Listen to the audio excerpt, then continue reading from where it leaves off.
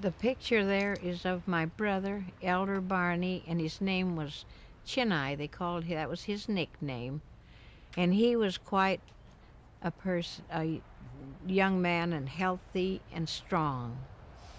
In fact, he ran in the Indian Marathon from San Francisco to Grants Pass, and all along the way they had to have strength enough to carry him through, and with the buildup that they had and the medicines, the Indian medicines that they had, it helped them through this race.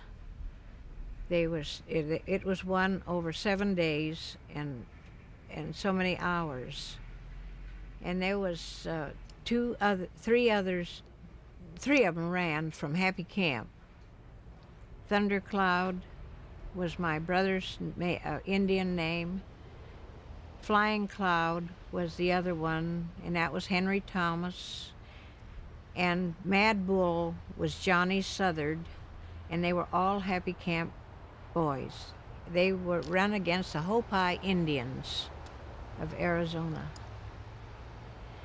And my brother, Elder, he was quite a hunter. He knew these hills, all of these hills. He's went over them, killed many a deer, and brought it home to the family. We had a family of 6 brothers, and there was 3 of us girls in the family.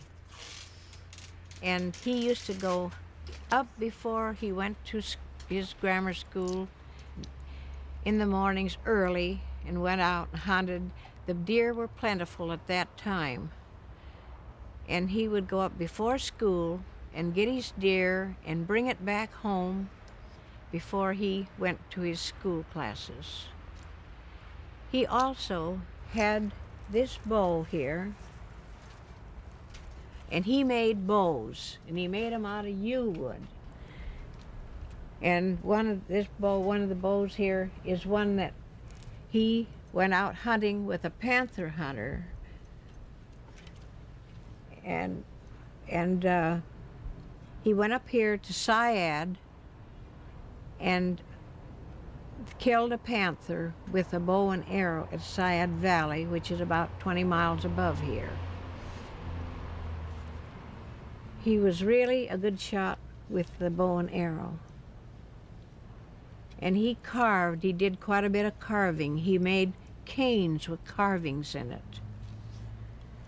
I had some of the carvings and the canes that he made, but when I had them at my lodge, the Buckhorn Lodge up here, it burned down in 1965, and it burned everything I had up. But I was lucky to have a few things which were placed otherwise. You didn't have any arrows by any chance that he made? I don't have any arrows, no. I don't. But Tell them what type of wood it's made out of, Mom? yeah, I did. Yeah.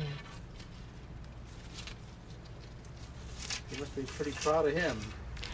Yes, was real proud of him. He did an awful lot in exerting himself and going out because he had the health and the power to do it with, and the resistance from things. He knew the woods. He knew how to watch for rattlesnakes, for other animals. He knew about animals. He studied them. He could go out in the hills any place and camp overnight. He knew how to build his fires. He knew how to survive with just a little meat, a little jerky, and little maybe dried salmon or something, and stay overnight in the hills. And that gave him strength to carry on. He was a very good-hearted person to everyone. He wanted to do for people. He never had very much because he gave it all away to other people. If you asked him for help, he was there to do it and try to help you. And that was my oldest brother, and I was next to him in age. And we all came down the line about 2 years apart. Well, Sir, I'm glad that you can speak about these things. I think this next generation we're going to teach, I think it's going to bring back the Indian culture much stronger. I mean, bringing it back from what it was. For the past 50 years, we have lost many things, lost many elder people and that know the knowledge, and only few people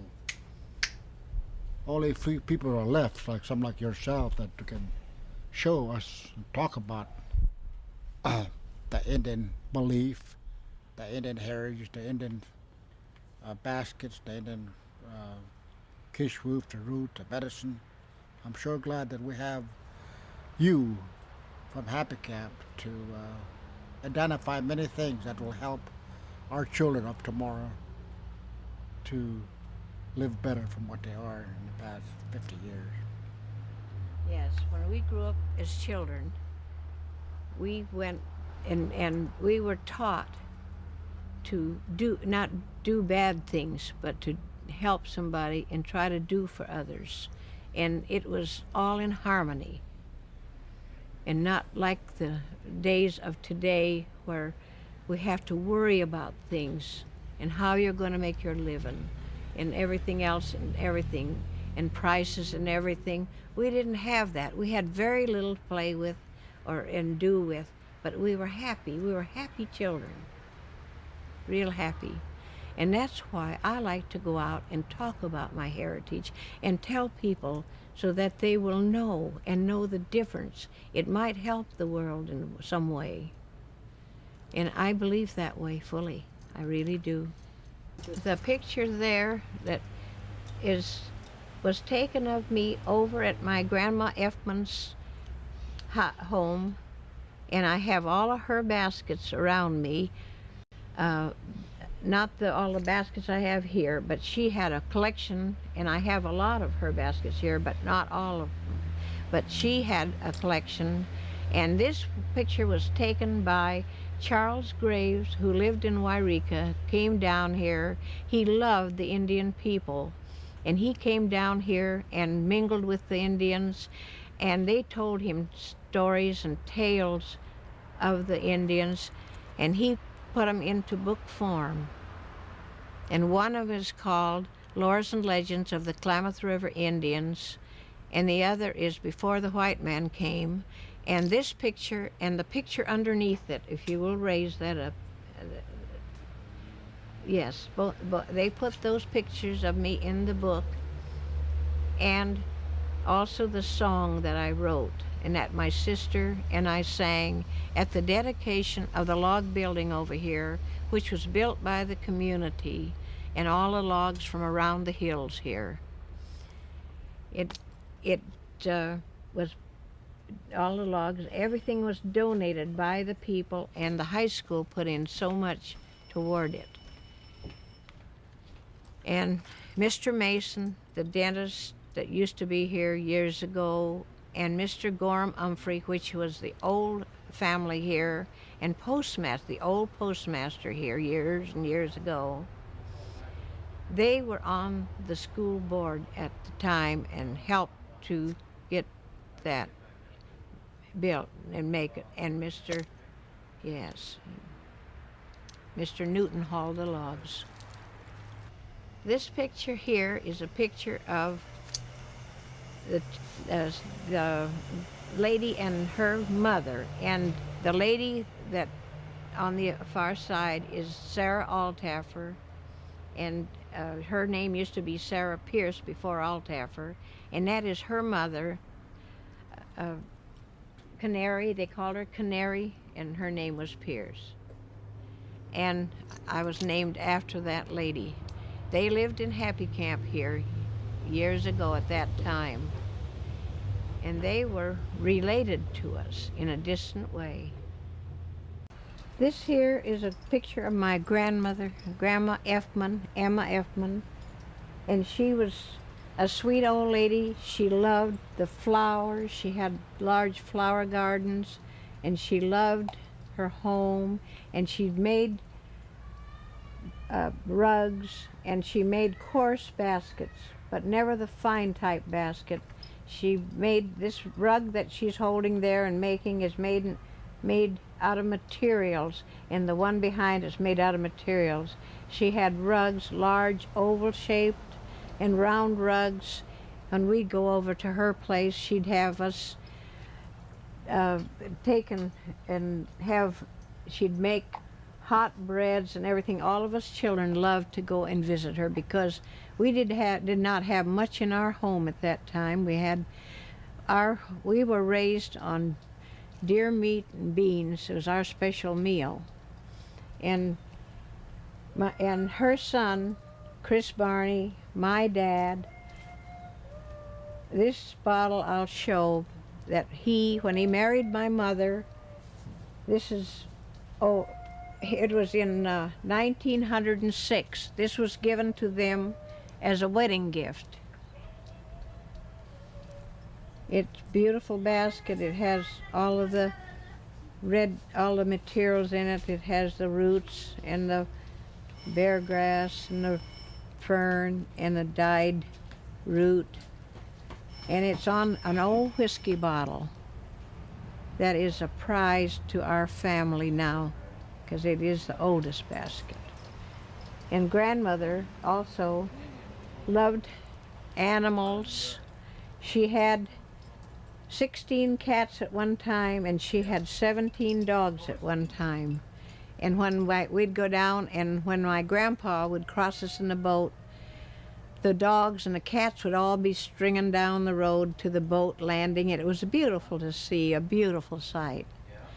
And when we went across in it, there's times when the boat was leaking and we had to take pails and bail our way and keep it from sinking. And many a time my heart was in my mouth because I thought we were going to sink, not knowing, but my grandpa wasn't worried one bit, but I was. I was quite worried about it, yes. And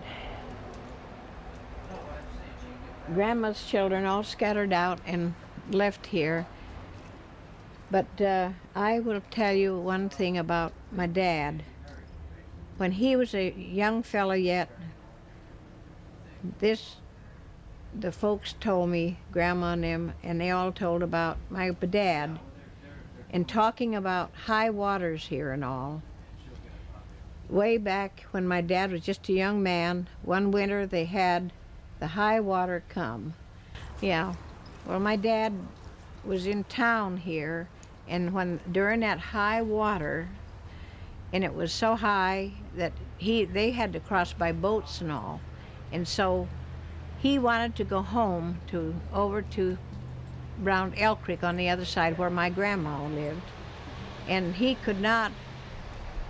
None of them could get home, none of the boys. They had to stay in town, but my dad made up his mind that he was going to go home. They tried to talk him out of it, but he decided he was going to go. So he went down to where the bridge is in town here, and the water was so high that when he had his boat there, he stepped into the boat, and it took him right on down, and all the boys bid him goodbye because they never expected to see him again. And he went all the way down, which would be over a mile, and went down into that boat, into that high water where the Indian Creek hit the Klamath River and took on down. And when he landed below Elk Creek over there, way below their landing place there. But he made it, but nobody knew it for several days or part of a week before when the water receded, so that they could find out if he was dead or alive. But he made it home, and he wasn't afraid getting in the boat. He had the courage, like the Indians have. They have a lot of courage, believe me. And I'm so proud of it. So proud of it. I'm proud to be an Indian and be able to go out and give my Indian heritage talks to others. And it's surprising, the white people as well as the Indians look forward to hearing about it, and they all want to hear because a lot of them do not know a lot of these things that are going on and how Indians lived in those days.